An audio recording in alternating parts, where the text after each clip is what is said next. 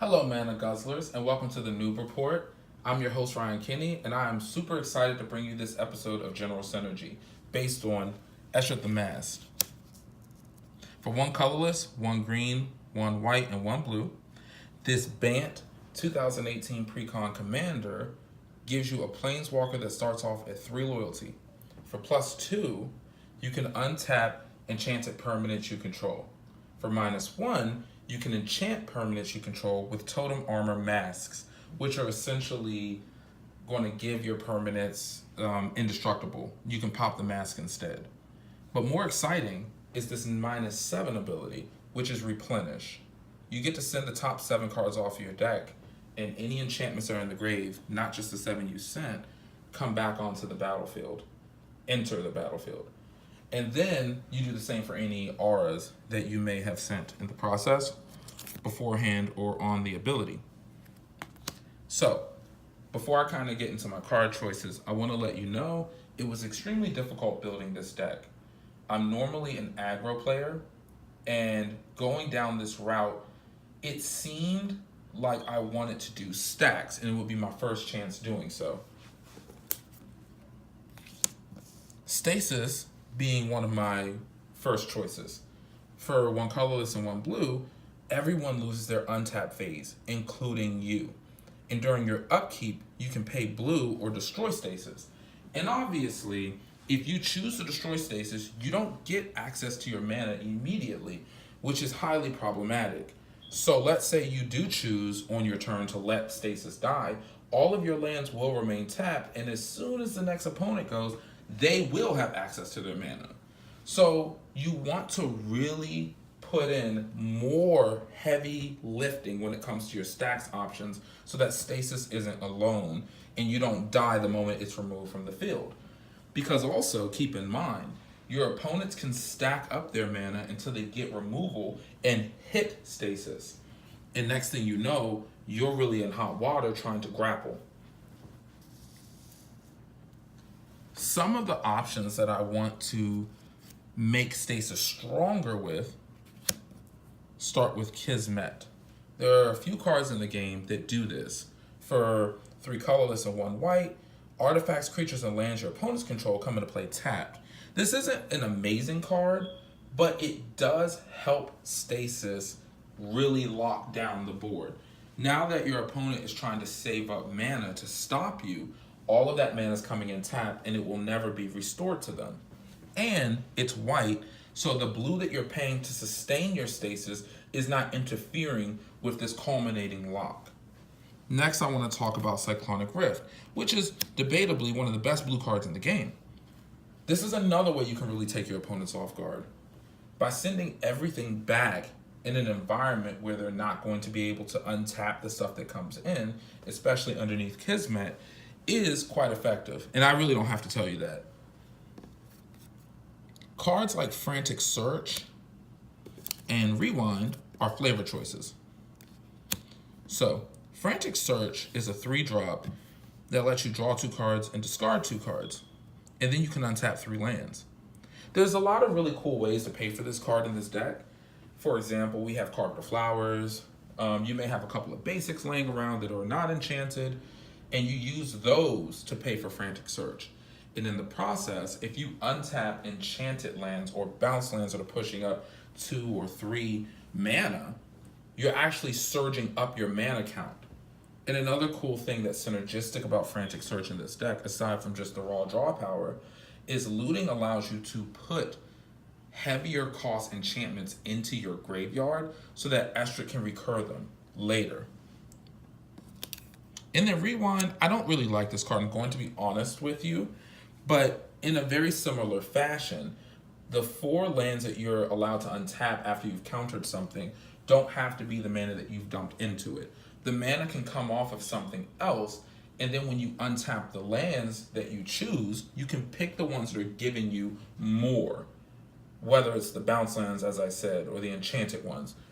And it's quite effective in that regard. Okay, so now let's talk about some of the ways we have to fetch Stasis and other enchantments that we have in our deck. Naturally, there's Idyllic Tutor, which is, just the quintessential enchantment tutor.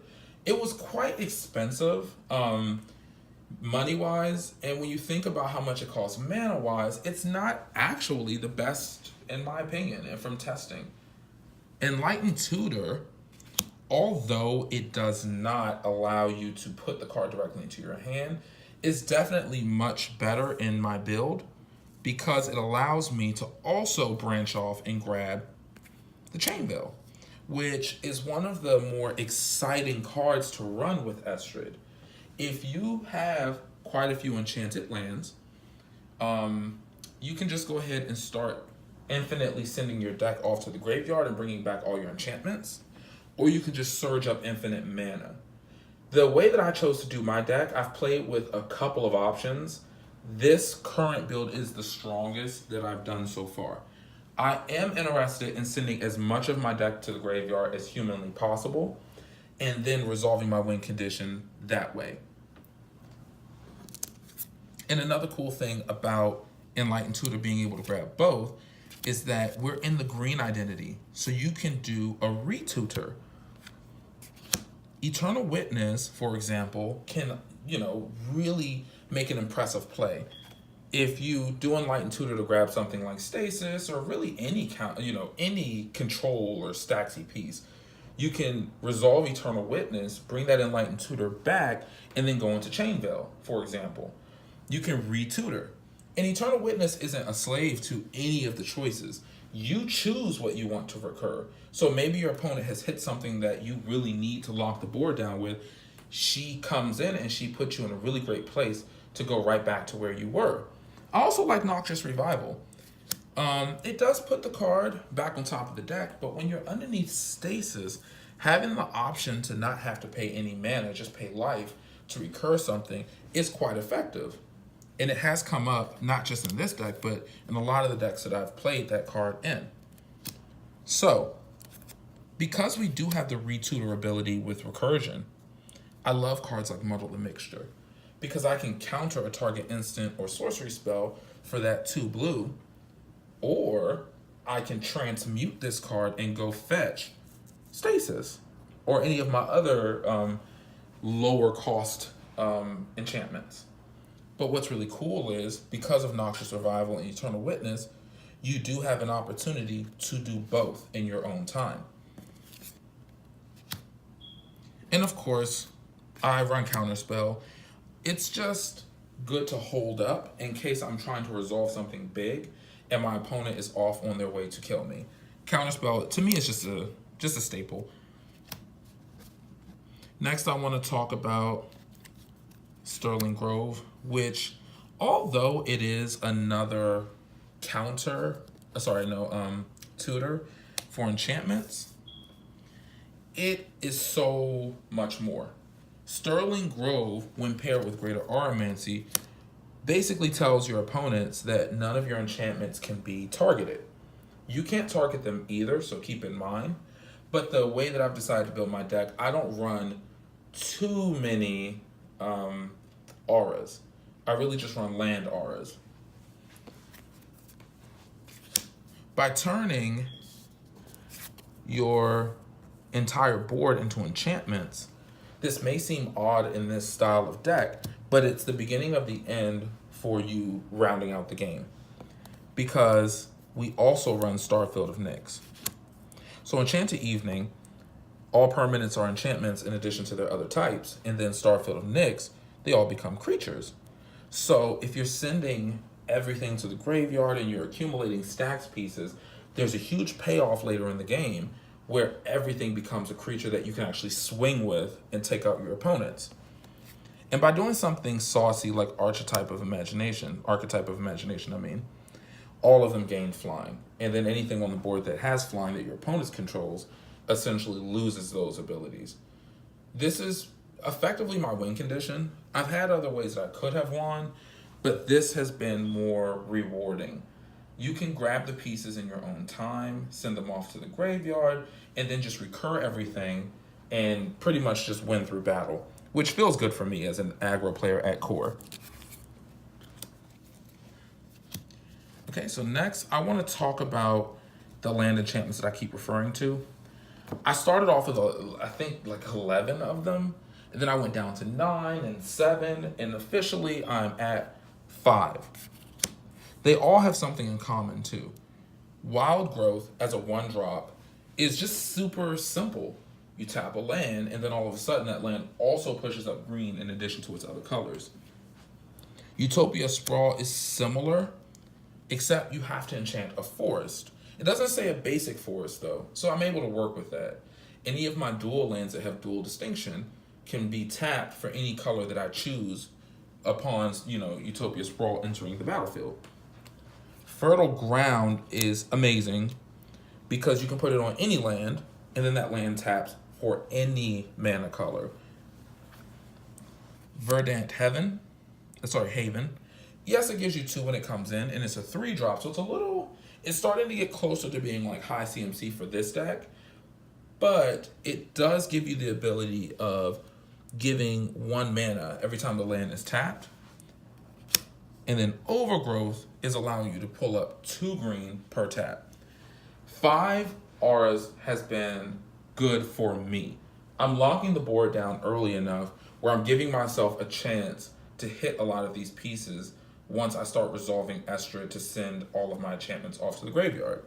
Now, there are some better land enchantments, and I encourage you to play around with them to see what works best for you. But just keep in mind that some of them are replacement line effects, where if you have something like a bounce land, which I do run, which are pushing up 2 mana each, you want to be careful, because putting on some of the other land enchantments would just simply give them the ability to add 1 mana of any color. It's not putting on top of what the land naturally does. And that was important to me. And there are some 4-drop enchantments that allow you to push up, I think, like 2 for each tap. But anytime I have a chance to spend that type of mana, I don't want to spend it on land enchantments. So I just didn't go down that road. The ramp that I chose for this deck in light of Stasis brings my lands in untapped.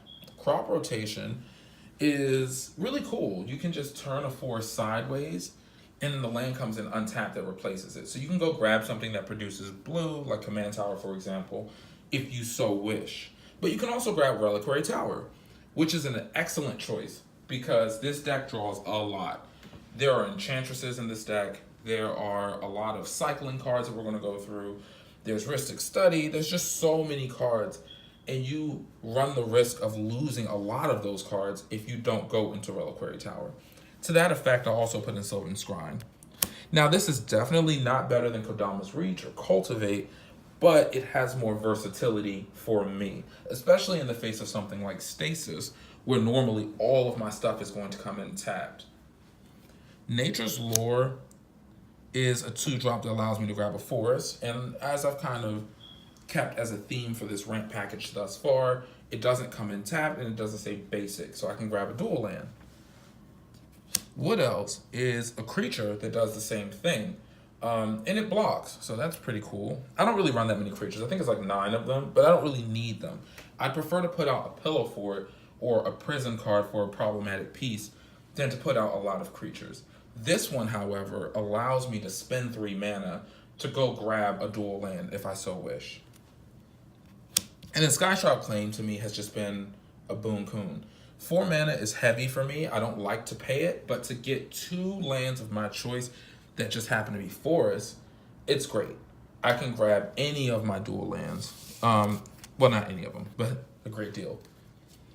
Now, it's kind of uncommon, I think, for these videos to go through the mana base, but I really want to because I just put a lot of thought into operating under the lock of Stasis. And there's so many ways to go into Stasis, as you've seen.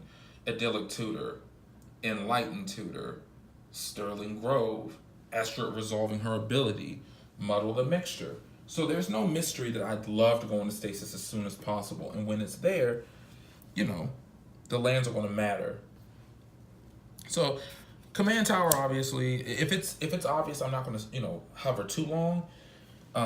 Reliquary Tower, I said you'd be drawing quite a bit.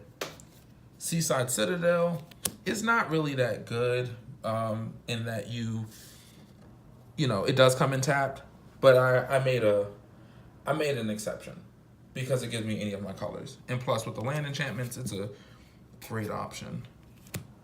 So now, Forge of Heroes. I'm pretty sure everyone has seen the Chain Bell combo with this. So maybe at the end of this video, I'll do like the Chain Bell combo or something. It's just kind of intensive, or maybe I'll do a separate video, I don't know. And I want to keep this as short as possible. But when Estrid comes in and she drops a mask onto something, long story short, Forge of the Heroes puts you back into range to kill her on her first resolve, which will allow Chain Bell to go infinite. I know it sounds a little crazy, but that's the way it works. If she comes in and puts a mask on Chain Bell, which has to untap, and then she drops to 2, notice that her +2 ability, you know, it would put her at 8. So as a resolve, on 7, she would be stuck with 1. She doesn't die, Chain Bell can't untap, and so then you can't do anything to kill her. Alternatively, you could just send off infinite mana, but if you run a deck like mine, that's not very helpful. I run Sea of Clouds and Bountiful Promenade because obviously they both come in untapped underneath the Stasis. I run all 3 of the shock lands. I don't put the shock lands on all of my decks. I think sometimes people kind of over exaggerate the need for them in certain builds. This is really the only deck that I've built that I felt I really needed them, because everything coming in tapped, including your stuff, doesn't put you in the advantage. And if people can get, you know, around Stasis any way they can, they will. And these have dual distinctions. So obviously the ramp that we spoke of can pull Breeding Pool or Temple Garden, for example. I do run all 3 of the bounce lands as well because they push up 2 mana, end of story. And with me running 32 lands, it's a cyclic ability that's pretty cool, where if in your first hand you may pick up not as many lands, maybe like 2 or 3, most people wouldn't want to keep that hand. But I would be willing to risk it if one of those 3 lands is a bounce land, because I can recycle one of those lands until I can draw into something else, especially with the amount of ramp and draw that I run. And it's really played off well for me. I also run the fetch lands in this deck. Just like I said about the shock lands, these are expensive. I don't really like putting them in every deck just because they increase my chance of going into stuff. No, it's not like that at all. I just found that it was really easy to add on to the level of grabbing lands that I need to fit my color requirements without having to worry about Stasis tapping them. That's literally all it came down to for those. Now I'm going to go into the basic land part of the deck. I run 4 of each color. Now, I just want to say 4 plains, 4 islands, and 4 forests works for me. This is not normal, however. I just want to use a disclaimer here. You usually figure out how much of your deck is the predominant color, and that is the predominant amount of that color your land should fit. So if you run more green, you run more, you know, green producing mana, or basics in this case. But an even split has been fine for me. I run land tax, which, as we all know, would function better if I ran more basics, but I just simply don't want to. Land tax is just going to pull me enough mana underneath Stasis to stay alive. That's my #1 goal. For those of you who don't know what land tax does, as you can see on the screen, for 1 white, during my upkeep, if an opponent has more lands than me, I can go grab up to 3 basics and add them to my hand. It's really nice, and it really fits with the bounce lands in a weird way, because if you're bouncing lands back, your count is already dropping. Unfortunately, since I run a really efficient ramping amount of cards, it seems, I usually am the one with the most amount of lands. But if I'm in a weird space where I'm not, because I only run 32, land tax has helped me. And it makes me look at my first hands differently, which is always good. So I also want to talk about Prairie Stream and Canopy Vista. If I have 2 or more basics, they come in untapped, and I run 12, so It's usually pretty good. And then, I don't know what type of lands these are called. Check lands, I think. What they do is, if I have, not just basics, but just lands of any of these distinctions, they come in untapped. So that includes my shock lands and my basics. I can just bring these out and, you know, the dual lands. I'm just thinking about Stasis. Birds of Paradise is the only mana dork I run. Yes, if I had more space, I would absolutely run more. There was even a bit of time where I was testing with Fate Stitcher. It's kind of a pseudo mana dork in this deck because Estrid can send it off and it'll bounce back and it can just start untapping other permanents. But it was just too much mana at the first front, so I just cut it. Birds of Paradise will never be cut though. You know, keep in mind, Estrid can put a mask on this bird, and then when you're untapping with Chain Veil, she can kind of help float any of your colors.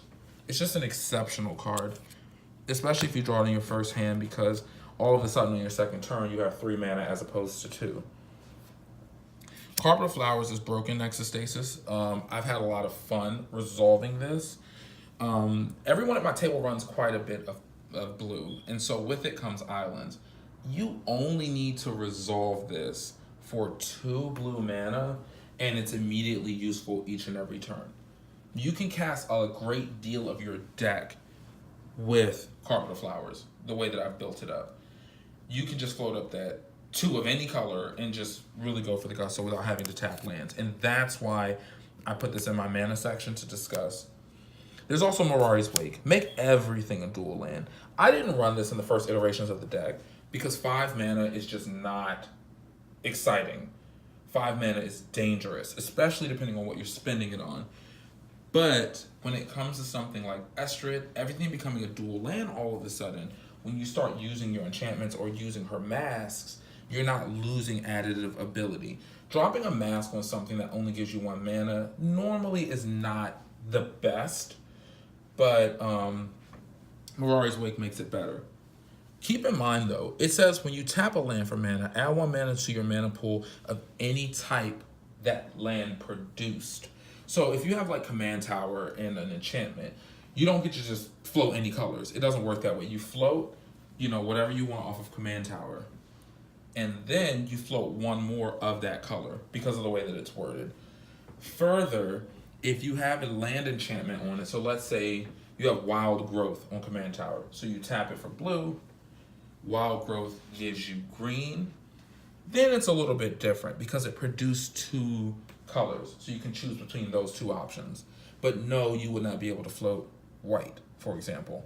And you can't do anything with mana that's coming off of, you know, Dorks or Carpet of Flowers, for example. But it's still amazing. If you have your lock going and you start, you know, putting lands down with Estrid masks on them, you're not losing the chance to float 2 mana per. I could not do this video without talking about my Enchantresses. Now, there are a lot of them in this game. There's even the new one, Tuvasa. But I wanted to just keep it simple. Argothian Enchantress for a 2-drop in 0/1. She has Shroud. And whenever an enchantment is cast, you draw a card. Well, whenever you cast it, but Eidolon of the Blossoms, I want to talk about this one for quite a bit because you have to be careful. This is one of those cards in your deck that will kill you if you are not paying attention. When Estrid starts going off with Chain Veil and she is bringing all these enchantments back, they are accumulating triggers on Eidolon of Blossoms. She is a 4-drop, 2 colorless, 2 green, so a little high on CMC, but she reads, whenever Eidolon of Blossoms or another enchantment enters the battlefield under your control, draw a card. So the positive is that when Estrid is making masks, you're drawing. The negative is when you're sending all of that stuff to the graveyard, you're drawing. If you go too far, you will deck yourself out. Keep in mind, Estrid can't deck you out to kill you. If you try to mill and you don't have enough, you don't lose the game. That's not how it works. However, when all those enchantments hit the board, if you've sent your entire deck and she's sitting here, you have a problem because then you're going to be tasked with drawing with nothing in your deck, and you will kill yourself. There are some ways that I have to turn off my own Stax pieces in the event that I want to have fun and this type of crap is going on. But I just wanted to talk about that because it's something that is quite dangerous if you're not paying attention. Further, I wanted to take advantage of it at one point, and I built a Laboratory Maniac version of this deck, but for the gods of Theros, I swear I could not get the damn deck to work. It just would not work for me. I'm not one to give up, so I will try it again maybe in a couple of months, but not right now. The last Enchantress is Enchantress's Presence. I like that she is an enchantment. So she triggers her sisters and allows you to draw, and then, she just adds to the quality of your draw. She's only a 3-drop, 2 of which is colorless, so it's pretty cool. You don't get to choose. It doesn't say you may draw. You draw as long as you're casting. Now, keep in mind, Eidolon on the Blossom says enters, but, Argothian and Enchantress's Presence just say when they're cast. So it's a lot different. Now, I want to talk about the power of Omniscience with the Enchantresses. Omniscience is a 10-drop, and I would, and I'm okay with that. To be honest, if I have this card on the board, things get crazy. Estrid can send this off when she's milling, and then all of a sudden you have access to everything in your hand for free. And with your Enchantresses, you could draw your deck. This was another thing that I considered in my Laboratory Maniac deck version, but it just didn't, translate.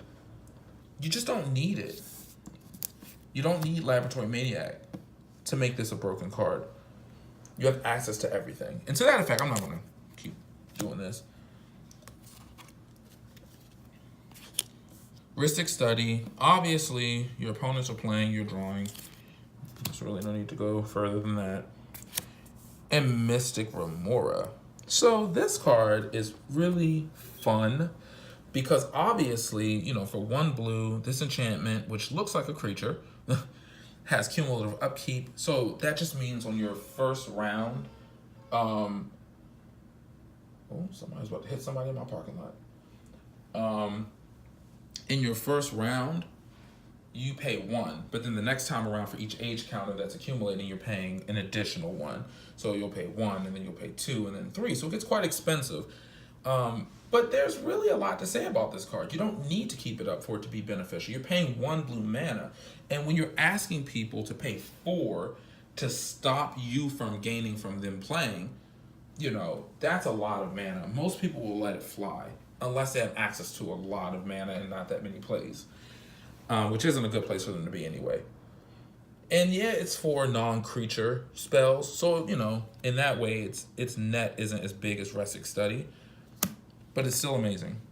If your opponents are using draw cards and tutors and ramp, which are all staple and linchpins of this game, then you really have a chance to rake in on all of those goodies. And because we're running a Stax deck, you can even make it better and hinder your opponents by running something like Solemnity. For 3 mana, 2 of which is colorless and 1 is white, players can't get counters. Counters also can't be put on artifacts, creatures, enchantments, or lands. This is one of my favorite cards in Estrid. Notice it doesn't say Planeswalkers, so it doesn't hurt her. And notice also it says counters can't be put on artifacts, creatures, enchantments, or lands, and players can't get counters. So, in fact, decks struggle. Decks that have mechanisms that really need counters struggle, and you're really just putting yourself in a place to rake in on things like Mystic Remora, but also hinder your opponent at the same time for only 3 mana. To a further effect, Decree of Silence and Solemnity is absolutely fun. I've resolved this quite a bit by just sending my deck and then, stopping when I see these 2 cards. So not everyone may understand this combo, so I'm just going to take a quick second to talk about it. Decree of Silence is a 6 colorless, 2 blue enchantment with a cycling ability that allows you to 4 colorless and 2 blue counter a target spell. But that's not the main attraction. Whenever an opponent plays a spell, counter that spell and put a depletion counter on Decree of Silence. If there are 3 or more depletion counters on Decree of Silence, sacrifice it. So with Solemnity, it would never get counters. So in effect, you are infinitely countering every single spell your opponent plays. And I can't think of a better deck to run this in than a well-tuned Estrid build that has Replenish in the command zone. If you resolve this to counter something and it's in the graveyard and it comes back next to Solemnity, your opponents can't play spells. I really, really like this combo. Now, there are a lot of cycling enchantments in this deck. In this game rather. But I only chose 2 for my deck, other than Decree of Silence. I've never actually had to cycle it, but best you believe, I really would. Lay Claim. An amazing card. Time and time again, this card overperforms its 50 cent or less price tag. For 5 mana and 2 blue, you enchant a permanent you control that enchanted permanent. So you just steal something. It can be a land, a planeswalker. And what's best is that I've never had to pay that amount.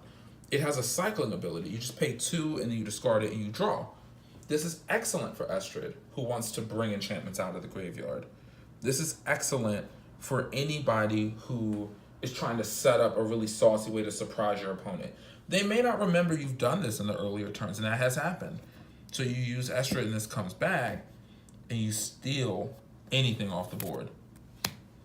I also run Cast Out for this reason. Not as good for my playstyle, but it's super versatile. It does cost 4 mana, 3 of which is colorless, 1 is white. It has Flash, so you don't have to cycle it to make it good. When it comes into the battlefield, you exile a target non-land permanent an opponent controls, so it puts it in prison. And you can also, like I said, just discard it and draw, which is what I always do with it. I don't think I've ever had to cast this because I run cheaper prison spells that do more.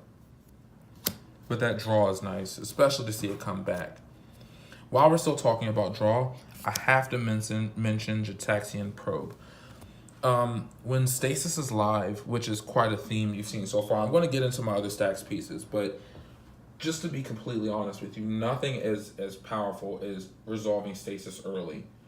And when you can just draw for free, just by paying mana, it's helpful, especially with some of our favorite tutors in the deck, like Enlightened Tutor and Sterling Grove, which put the cards on top of the deck. Now you don't have to sacrifice any mana to put it directly into your hand. Further, when you look at a target player's hand, it's up to you if you want to share that information with the table. I've seen it done before. I don't know if it's illegal. I've never done it because I think it's like bad playership, but it's a possibility. Or you can just warn people that something big is coming by looking at someone's hand. And depending on if you're about to go off, that can actually change the way that you play. If you see someone who left a little bit of blue up, is sitting kind of smugly, and you're debating on what I should do this turn, Jataxian Probe can give you a peek inside of their hand before you decide what to do. Krufix's Insight is, I despise this card. I'm not going to lie to you. But it eventually became obvious I have to run this card. It's only 2 colorless and a green. Reveal the top 6 cards of your library. Put up the 3 enchantment cards from them into your hand, and then the rest hit the graveyard. I was so transfixed on this idea of sending enchantments off to the graveyard that in reverse, I probably would have liked this card a little more, where enchantments hit the graveyard and everything else comes to your hand. But, I was being ridiculous, and I realized that. Like I said about Jataxian Probe, but even better, you can just put an enchantment that you put on top of your deck into your hand, essentially. And when you think about the power of that deep dive, you're not just going to get what you tutored. You're going to get all your enchantments, which means more and more triggers off of your enchantresses. So I don't like it, but I guess it's growing on me. And it won't get cut anytime soon, so there's that. Sylvan Library, broken. It's a card that, like I said about Krufix's Insight, I don't really like this card because of things I've witnessed. I've witnessed people killing themselves, raking in spoils from this card. But it's all depending on how you look at it. I came into the game playing Necropotence in my first deck, so I didn't feel the need to pay, 4 mana per card. It seemed excessive. But for a 2-drop, there's no better earlier card in this deck. And you don't have to pay that mana. I rarely pay it. I draw enough already. But having that ability to pick up 3 cards and then choose the one I want to keep for free, that's good enough. And then there's going to be situations where I can make myself draw through other means. And I've peeked at, the bounty.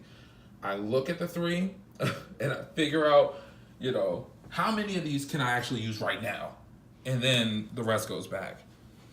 So at the beginning of your draw step, for those of you who aren't reading it right now, you basically draw 2 additional cards. If you do, choose 2 cards, draw on this turn. For each of them, you can pay 4 or put them back. But that other third one that you choose is definitely free. There's a flavor choice I'm super excited to show you. It's like a secret weapon. Guy's Blessing. So, once again, it's another card I didn't really like. But let me tell you the story. When I went to one of my local shops, I saw this in a box, and it was like right when I started playing the game, and I thought it was amazing. Then after playing a little bit more, I was like, this card isn't really that good, and it never made any of my decks. So Guy's Blessing is 1 colorless, 1 green. Target player shuffles up to 3 target cards from his or her library into from his or her graveyard into his or her library, and then draws a card. However, if this is put into your graveyard from the library, you shuffle your graveyard into your library. In Estrid, this is amazing. You're always going to be hitting things other than enchantments. Despite the fact that I run 40 plus enchantments, doesn't really mean anything. You're always going to hit other things. And you may hit something like a Cyclonic Rift that you really, really want to have access to later. If you hit Guy's Blessing, it gives you a second chance. All your enchantments will come back that Estrid is sending, and then everything else would just shuffle back into the deck. In worst case scenario, let's say you don't have the benefit of hitting it with Estrid, just resolving this for 2 mana to draw a card and then put 3 pieces back into the deck is just as good. It's definitely nothing to fret at. I love this card in this build, and I won't take it out. Plus that art is really nice. That's another thing that drew me to it when I first saw it. It was reprinted in Ixalan recently, I believe. So let's talk about Pillow Forts. They aren't exciting, but, they're a big part of this deck.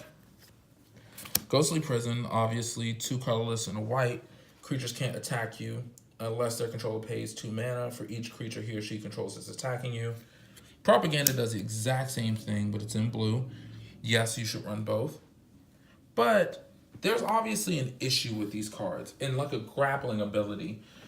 When I first started running Estrid, it became evident to me that these do not say your opponent cannot attack your Planeswalker. And if they can't attack, they will attack your Planeswalker. And on the inverse of that, if they can't attack your Planeswalker, they will attack you.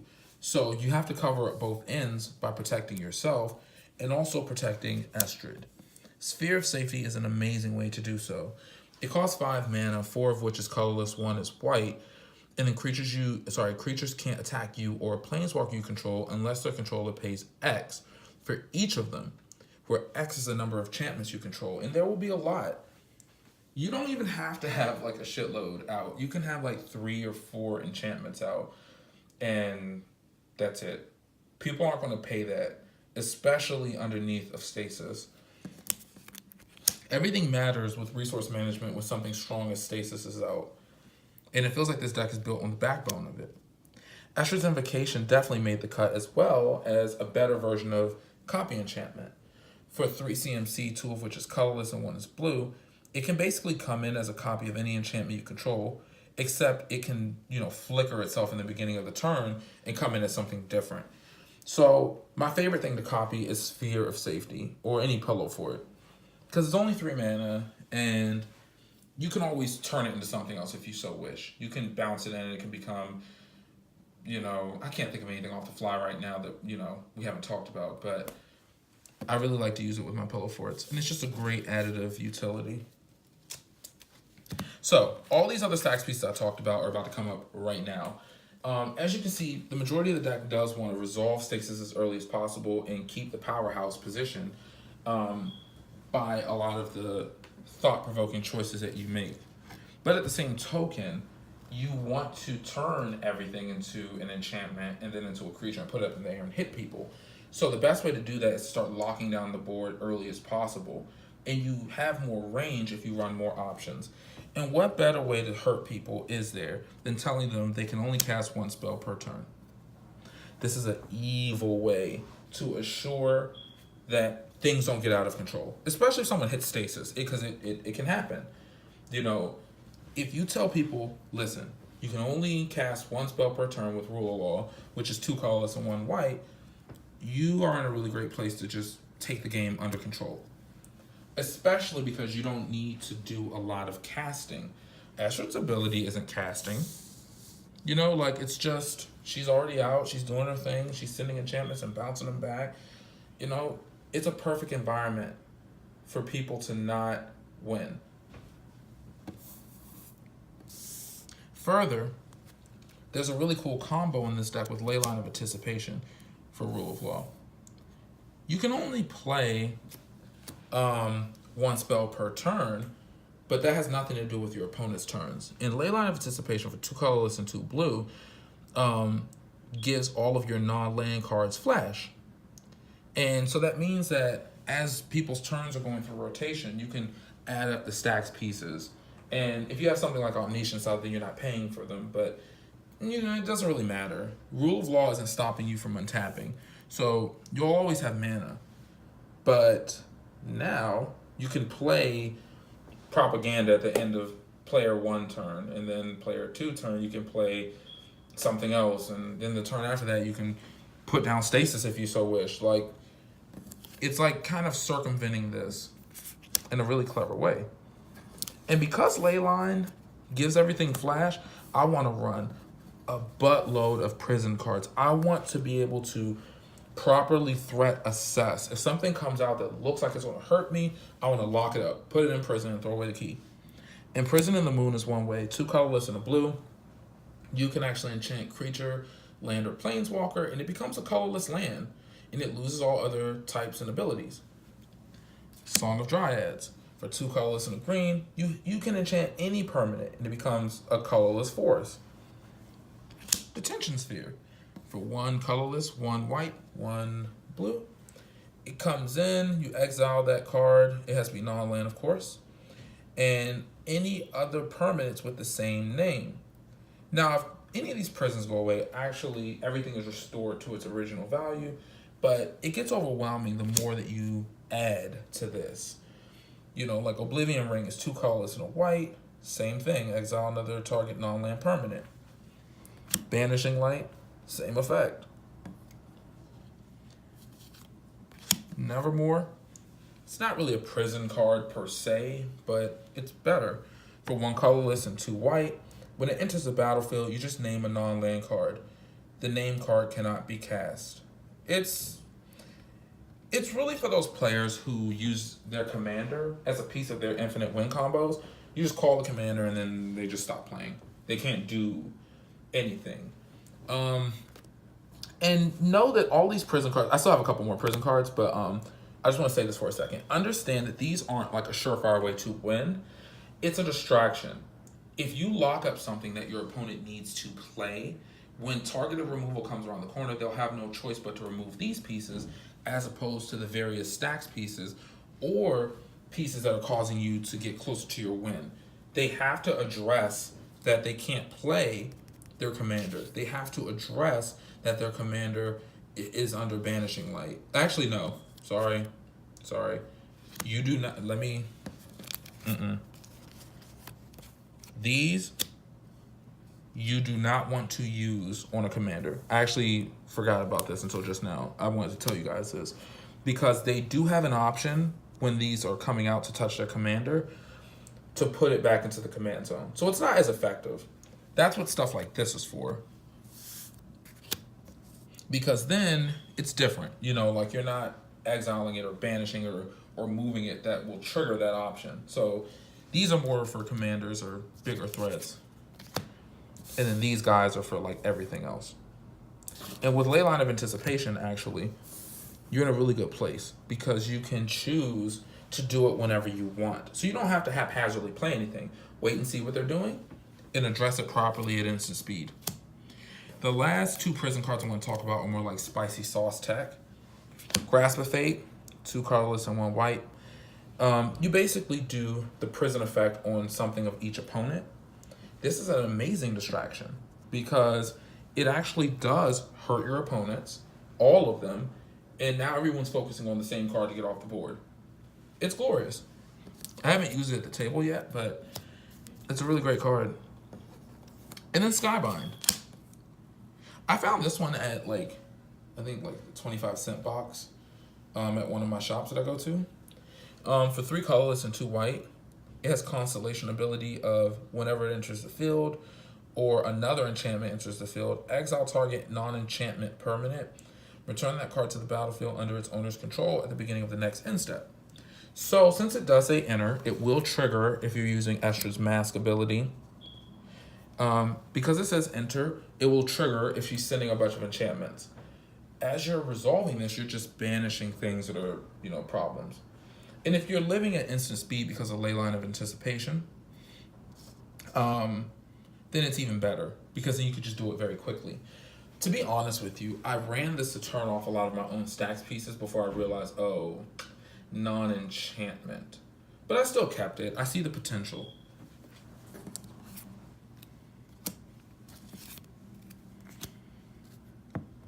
Another thing about Leyline of Anticipation before I keep going is that you have to keep in mind that if it's in your opening hand, you're putting this out for free, like on your first turn. So that's another reason I'd suggest running it in this deck. And Herald of the Pantheon is a great 2-drop, 1 colorless and 1 green. It is a creature, one of my only few, but it costs down your enchantments by 1 colorless mana. And every time you cast one, you gain a life. So just nice, cute effect.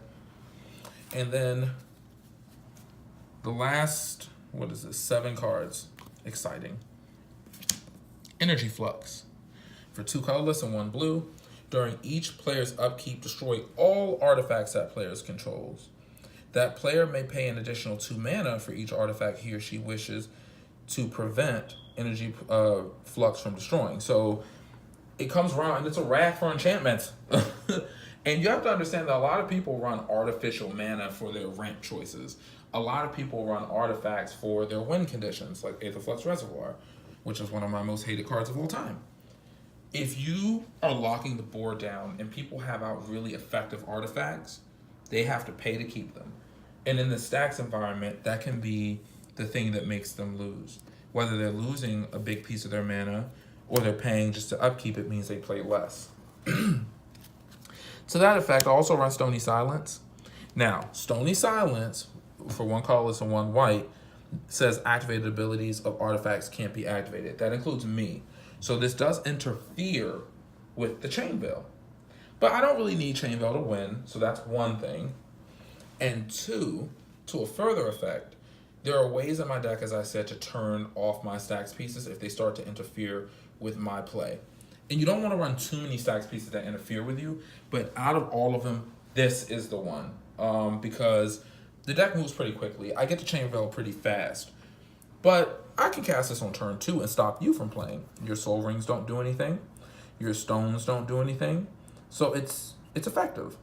And there are some artifact creatures that are turned off by it. So I can turn it off with Oath of Teferi, for example, temporarily. For 3 colorless, 1 white and a blue. When it enters the battlefield, exile another target permanent that I control. It comes back at the end step. So I can temporarily just move it aside so I can get my Chain Veil giddies off and then turn around and have it come back and, screw up your lives.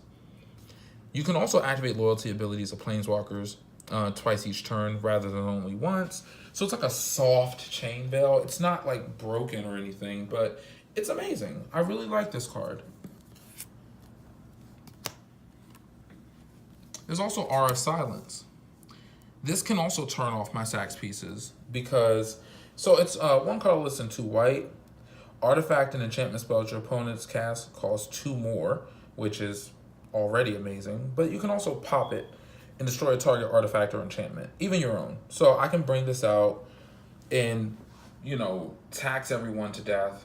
And then when it's used up its utility, because I'm ready to start winning or resolving Chainveil, I can pop it and remove my own piece. But it can also, you know, blow up your stuff, which is fun. There's also Seal of Cleansing. 1 colorless and 1 white. You can sacrifice this and destroy target artifact or enchantment. So I can hit your stuff, or I can remove, you know, Stony Silence. I want a lot of ways to do this that are inside of enchantments, because obviously it's on theme. But further, or more importantly, you'll notice the trend with me is that a lot of those pieces are white, because I really don't want to interfere with the other things that my deck do. You know, white is a safer color. It's one of those colors that I can just not worry so much about when it comes time for Stasis to lock down the board, or to pay for bigger spells that I need, like my Enchantresses. So out of all those things I just said that I can pop to remove my own threats, Sun Titan is a staple in this deck, and it creates a soft lock. For 4 colorless and 2 white, it's a vigilance creature, which is important, but we'll come to that. Whenever he enters the battlefield or attacks, I can return target permanent with CMC 3 or less from the graveyard to the battlefield directly. So obviously, if I have turned off my own effects and I want to reuse them to actually hurt you or hinder you, Sun Titan will allow me to do that. And with the ETB effect, I don't have to wait. Further, when he's attacking due to vigilance, and he has 6/6, so he's a big guy, you know, I'm bringing the stuff directly to the field, and he is not tapping. So next to Stasis, he's just free recursion. He doesn't tap to do anything. It doesn't even matter if he connects. He's just attacking. Just attack somebody who can't kill him or something. And even if they do, if he just resolves 1 or 2 things, it's really cool. And there have been games where I've had these 2 just really wreaking havoc underneath a lock. So the board is at a standstill. People can't do anything.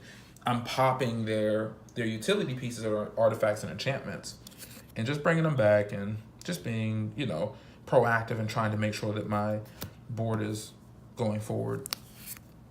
And then the last card I want to talk about is more a flavor of choice for what you're going to anticipate, because at this table, when you're putting out things like Mystic Study and Aura of Silence, people are going to immediately start saying he's running Stax, we need to stop him, and that is a normal reaction, no matter how much I whine about it at my table. So you want to give them Karmic Retribution. So this card is called Karmic Justice, 2 colorless and a white. Whenever spell or ability an opponent controls destroys a non-creature permanent, you don't really run that many creatures, you may destroy target permanent that opponent controls. So they touch your stuff, you touch their stuff. It's just that simple. Whoa. Anyway, it's just that simple. If they try to destroy any of these enchantments, they have to pay. And this in itself is pretty effective. So that's it for the Estrid video. I want to thank you all for tuning in. I've had so much fun building this deck. It took a long time. And for the first time ever, I actually feel like I'm going to be able to put the deck inside of a box and play with it on demand when my friends come over. And I can kind of move back into doing something aggro. If you enjoyed this video, please hit the like button. Please subscribe for more content very soon. And thank you so much for the support. All right, happy playing.